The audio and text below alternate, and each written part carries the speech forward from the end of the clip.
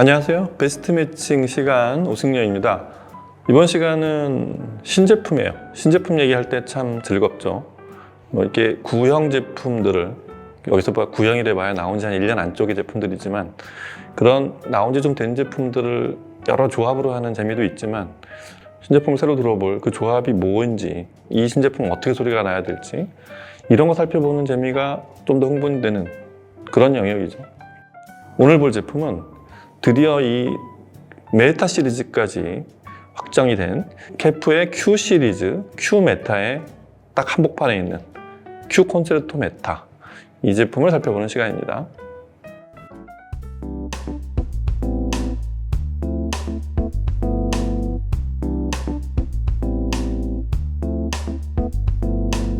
케프의 Q 시리즈들은 서로 상반된 시선들이 좀 있죠. 한쪽에서 보면 케프를 난 그래도 좀 위급을 좀 쓰고 싶은데 케프는 이 정도는 돼야 소리가 나, 그리고 이 정도 모양이 나와야 돼 하는 분들이 있는가 하면, 케프는 난 이 정도 가격에 살 수 있으면 난 케프만한 스피커가 없을 것 같아. 양쪽이 다 맞는 말이죠, 사실은. 근데 케프의 이 새로운 메타 시리즈로 편입이 된 Q 시리즈를 보고 있으면 이게 상하 제품들이 조금씩 이제 혼동이 되기 시작합니다. 이전에도 레퍼런스, R, 그리고 이 Q 시리즈, 이 디자인 포맷이 거의 비슷한 이 세 라인업들이 케프 쪽에서 과연 이 셋의 구간을 어떻게 정교하게 나눴을까, 이런 것들에 대한 한쪽에서는 궁금함과 한쪽에서는 약간 감탄이 있는, 거의 같은 모양새를 하고 있는 이 윗제품과 아래제품, 가격으로 약 2배 이상 차이가 나는 이 제품을, 이건 왜 2배의 가격을 주고 사야 되고, 이거는 굳이 2배의 가격을 안 주고 절반 가격으로 살 수 있는 그런 제품인지, 이게 또 마케팅 영역이거든요. 그거를 약 3구간, 그러니까 레퍼런스, R, Q, 요 셋을 구분하는 게 실은 케프로서는 굉장히 고민스러웠을 거란 생각을 지금도 여러 번 하게 됩니다. 지금도 제품들을 볼 때마다 하게 되는데, 사실 가성비가 가장 높은 제품은 역시 Q 시리즈가 됩니다. Q 시리즈만은 메타 버전이 나오지 않을 수도 있다라고 한 1년 전쯤에 Q 시리즈 전체 리뷰를 하면서 그런 말씀을 드린 적이 있는데, 결국 메타까지 왔습니다. Q 시리즈가 메타가 됐다는 얘기는 바로 위에 R 메타, 심지어 위에 레퍼런스 메타, 이 제품들하고의 요 구간을 좀 더 선명하게 나누지 않으면 굳이 요 세 시리즈를 유지하는 게 과연 맞는지, 이런 거는 소비자들한테 굉장한 궁금증이 되지 않을까 싶습니다. 그래서 Q 시리즈는 어떻게 만들어졌고, 그리고 Q 시리즈의 또 한복판에 있는 이 콘체르토 메타는 왜 숫자가 아닌 유일하게 콘체르토란 이름을 썼는지, 이런 걸 한번 살펴보도록 하겠습니다. Q 시리즈는 케프가 유니큐를 개발하면서 별도로 사실은 굉장한 가성비가 뛰어난 라인업으로, 그리고 가장 기본 딱 그 프레임만을 남긴 케프의 유니큐는 이런 소리다, 이런 걸 좀 보급형 가격대에 여러 사람이 즐길 수 있게 그렇게 설정이 되어 있는 그런 시리즈였어요. 그래서 원래는 레퍼런스 시리즈와 이렇게 2개 라인업으로 선명하게 계급을 나눠 놨었는데, 그 사이에 R 시리즈가 생긴 거죠. 여하튼 그게 91년이었어요. Q 시리즈를 론칭하면서 기존에 있는 유니큐를 조금 더 보급형에 맞게 좀 가성비가 높게 만들면서 윗제품하고 똑같이 생기면 안 되니까 성능은 거의 유사하게 유지하되 디자인을 좀 바꿨던 게, 그게 1세대 Q 시리즈였죠. 그러니까 약 30년간 진화를 했고, 케프의 유니큐는 이제 12세대까지 왔지만 Q 시리즈도 9세대까지 왔습니다. 그러니까 23년째가 되는 9세대 버전이 바로 오늘 살펴볼 Q 시리즈의 메타 버전입니다. 이런 진화를 하는 동안 Q 시리즈는 유니큐의 특성이 일단 그대로 다 반영이 되어 있고요. 다만 그 캐비넷과 안의 네트워크, 이런 부분에서 상위 R이나 레퍼런스 시리즈에서 단가를 좀 절감하는 그런 많은 고심들이 있었을 거예요.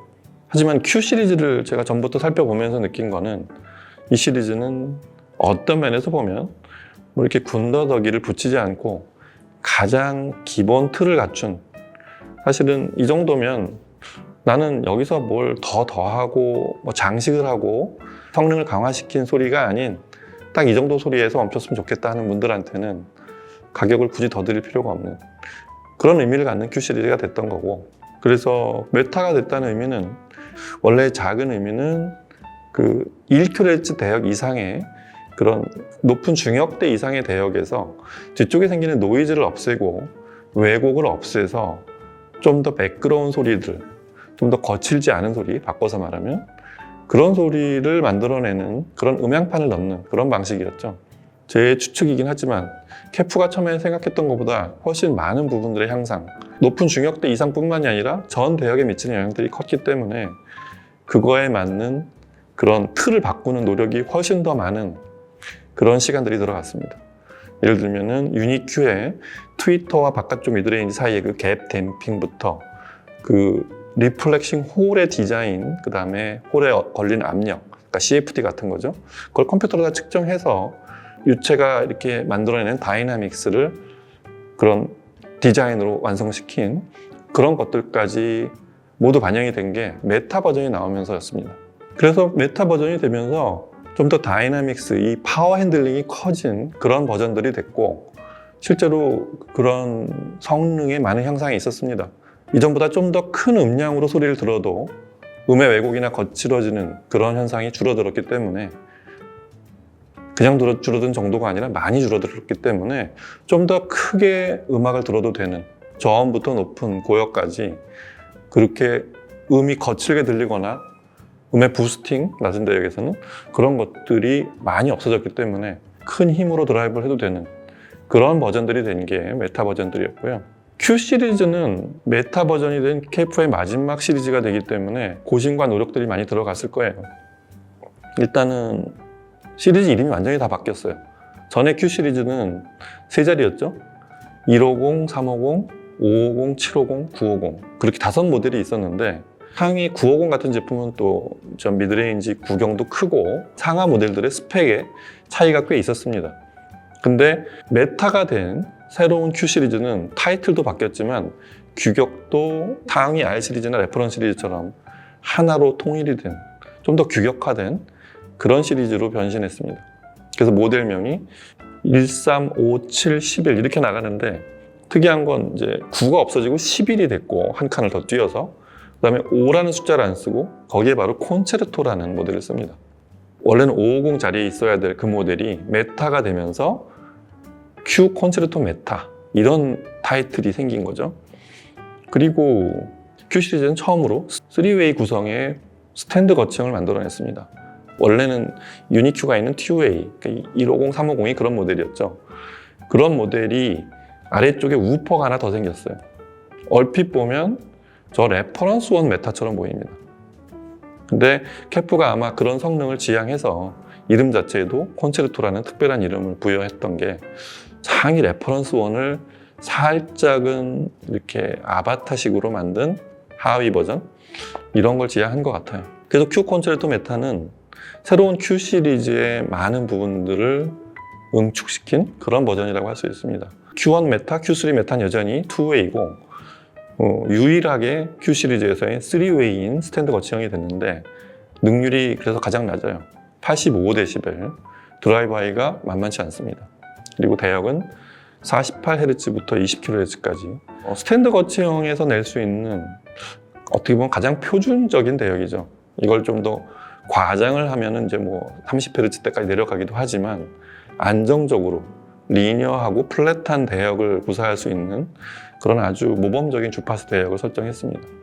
그리고 유니큐 사이즈는 뭐 제품마다 조금씩 차이가 있기 때문에 알려드리자면, 트위터가 0.75, 그 다음에 바깥쪽 미드레인지가 알루미늄 4인치, 그 다음에 아래쪽 베이스는 좀 크죠. 6인치 하이브리드 알루미늄. 하이브리드 알루미늄이란 말은 이제 샌드위치 구조로 만들었다는 얘기입니다. 이렇게 3웨이로 구성이 되어 있어요.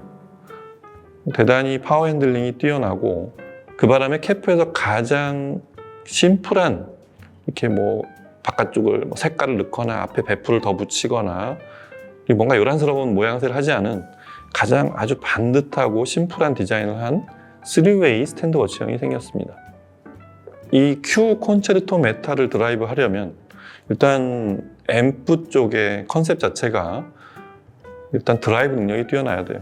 85dB의 그 능률을 설정했다는 거는 기본적으로 이 베이스의 파워 핸들링이 상당히 안쪽 내부적으로도 드라이브가 뛰어난 앰프가 드라이브를 해야 상위 제품들하고 똑같은 스펙인 6.5인치 우퍼가 원래의 그 음원에 있는 베이스를 낼 수 있다는 그런 의미로 보입니다.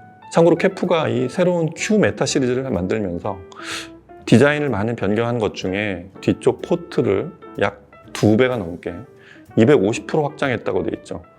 그러니까 포트를 위쪽으로 좀 끌어올리고 포트 크기를 꽤 늘려놨는데 안쪽에서는 소위 다이나믹, CFD가 적용이 돼서 그 유체가 걸리는 압력 같은 게 순간적으로 굉장히 좁은 틈을 타서 혹은 살짝 능률이 낮아지는 그런 좁은 구간을 통해서 확장이 되는 이런 구조로 디자인을 하지 않았을까 싶은데, 이렇게 만들면 다이나믹스의 쾌감이 훨씬 커지죠. 다만 그렇게 만들면 앰프의 드라이브 능력이 좀 더 많이 요구됩니다. 이 Q 콘체르토 메타를 드라이브 하려면 앰프의 성능이 높을수록 이 제품에 좀 더 많은 그런 성능들이 발견이 될 거예요. 12세대 유니큐 드라이버, 그 다음에 새로 설정한 그런 여러 가지 안에 내부 그 캐비넷 구조, 그리고 메타 시리즈가 되면서 생겨난 그런 좀 더 큰 파워 핸들링과 안정적이고 좀 더 고급스러운 음질, 이런 걸 고루 내줄 앰프들이 많진 않아요. 그리고 Q 콘체르토 메타의 가격대가 대략 한 200만 원대라고, 아직 확인은 안 됐지만 그 정도라고 봤을 때 앰프 가격을 무한히 올릴 수는 없는데, 어쩔 수 없이 이 제품의 소리를 들으려면 스피커 가격보다 조금 높아질 수도 있습니다. 그래서 제가 생각하는 소리샵 반경 내에서 최적의 앰프가 하나가 있는데, 그게 바로 벨칸토 인티 앰프예요. E1 C6i. 제가 이 5i 때부터 벨칸토 인티 앰프를 칭찬했던 건 콤팩트한 사이즈에서 짐작이 안 되는 4옴 기준으로 125W 출력을 냅니다. 그러니까 우리 일반적인 8옴 측정을 해도 한 60-70W 정도가 나오는, 뭐 이제 기준이 서로 다르니까 그런 출력을 내는 앰프라서 이 Q 콘체르토 메타 같은 사이즈의 3웨이 스피커를 드라이브 하는 데는 크게 무리가 없을 거예요. 오히려 이 앰프로 다른 큰 스피커를 드라이브 해본 바에 의하면 오히려 여유가 넘칠 수도 있습니다. 전 대역이 일체감 있게 나오면서 베이스에서 이 메타 시리즈의 파워 핸들링을 듣는 재미가 일단 클 거고요. 그 다음에 유니큐 드라이버에서 그 메타 버전이 된 그 매끄러운 소리, 이런 소리를 좀 더 절절한 그런 풍부한 소리를 들을 수 있는 앰프가 되지 않을까 싶습니다. 네, 캐프가 Q 시리즈까지 이제 메타화 시켰는데, 그 5모델 중에 유난히 눈에 띄일 제품 역시 Q 콘체르토 메타, Q 시리즈의 최초의 3웨이가 되기도 하고, 숫자가 아닌 유일한 콘체르토라는 멋진 이름을 부여한 그런 이유 자체로도 상당히 눈에 띄일 제품이라고 생각이 되고요. 이 제품은 곧 많은 화제가 되지 않을까 싶습니다. 뛰어난 가성비와 상위 제품을 좀 위협할 정도의 그런 성능, 이런 것들이 새로운 Q 시리즈의 전체 라인업과 함께 콘체르토 메타를 이렇게 밀어 올리지 않을까 싶습니다.